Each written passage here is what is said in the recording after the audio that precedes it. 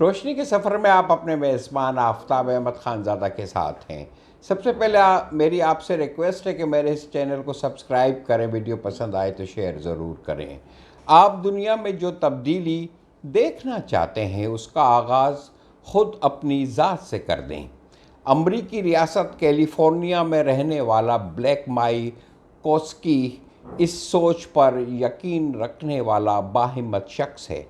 34 سالہ مائی کوسکی 2006 میں چھٹیاں گزارنے ارجنٹائن گیا۔ وہاں اس نے مقامی رقص سیکھا، کشتی رانی اور پولو سے بھرپور لطف بھی اٹھایا، لیکن دیہات میں پائی جانے والی غربت نے اسے بہت زیادہ پریشان کیا۔ اس نے دیکھا بچوں کے پاس پہننے کے لیے جوتے تک نہیں تھے۔ اس کی ملاقات ایسے درد مند لوگوں سے بھی ہوئی جو بچوں کو جوتے فراہم کرنے کے لیے کام کر رہے تھے تاکہ ان کے پاؤں زخموں اور بیماریوں سے محفوظ رہ سکیں۔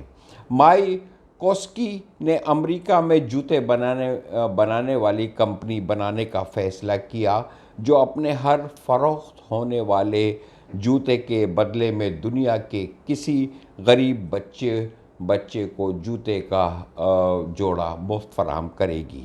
وہ جوتے بنانے کے بارے میں کچھ بھی نہیں جانتا تھا۔ اگلے 2 ماہ اس نے اسی علاقے میں گزارے اور جوتے بنانے والے مختلف افراد سے اس علم کے بارے میں معلومات اکٹھی کیں۔ اس کا خیال تھا اس علاقے کے روایتی جوتے جو یہاں کے کسان سینکڑوں سالوں سے پہن رہے تھے، اسی طرز پر جدید جوتے بنائے جا سکتے ہیں۔ روایتی قسم کا چیریٹی کا ادارہ بنانے کے بجائے لوگوں کی بھلائی کے لیے بزنس شروع کرنے کا منصوبہ کامیاب ہوا۔ پہلے ہی سال جوتوں کے 10,000 جوڑے فروخت ہوئے۔ مائی کوسکی کے اختتام پر اپنے خاندان اور دوستوں کے ساتھ اس علاقے میں واپس آیا اور مستحق بچوں میں اپنے کاروبار کے اصول کے مطابق 10,000 جوڑے تقسیم کیے۔ مائی کوسکی کے لیے وہ لمحے یادگار بن گئے جب اس علاقے کے لڑکے جوتے ملنے پر خوش ہوئے۔ وہ اسے پہن کر فٹ بال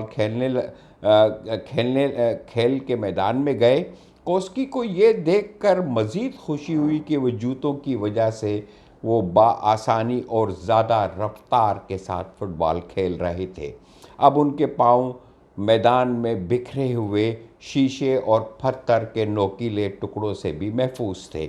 تیزی سے ترقی کرتی ہوئی یہ کمپنی جنوبی افریقہ، ارجنٹائن، ایتھوپیا، امریکہ اور دیگر ممالک کے غریب بچوں میں جوتوں کے 10 لاکھ جوڑے تقسیم کر چکی ہے۔ یہ کمپنی ایتھوپیا میں بچوں کو جوتے فراہم کر کے آتش فشانی، مٹی میں ننگے پاؤں چلنے سے پیدا ہونے والی بیماری کو بھی کم کرنے کی کوشش کر رہی ہے۔ مائی کوسکی کا خیال تھا کہ وہ اپنی زندگی کا پہلا نصف حصہ دولت کمانے میں اور زندگی کا دوسرا نصف حصہ ضرورت مند لوگوں کی مدد کرے گا، لیکن اس منفرد کمپنی کے ذریعے اس نے بزنس، لوگوں کی ہمدردی اور بھلائی کے جذبے کو اکٹھا کر لیا تھا۔ مائی کوسکی کی کوشش ہوتی ہے کہ صبح اٹھنے کے بعد کچھ وقت ذاتی اور روحانی زندگی کے بارے میں غور و فکر اور لکھا جائے۔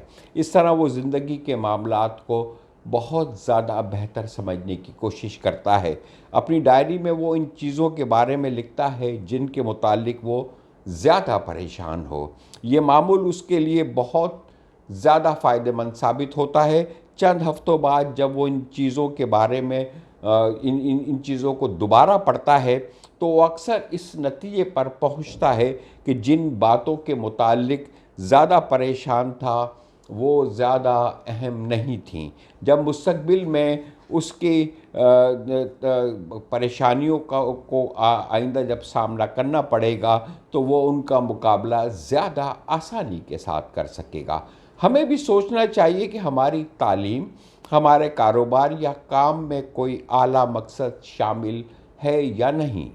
تعلیم محض اچھی ملازمت حاصل کرنے کے لیے نہ ہو، اس طرح کاروبار محض دولت کمانے کے لیے نہ ہو، بلکہ اس سے دوسروں کی بہتری بھی مقصود ہو۔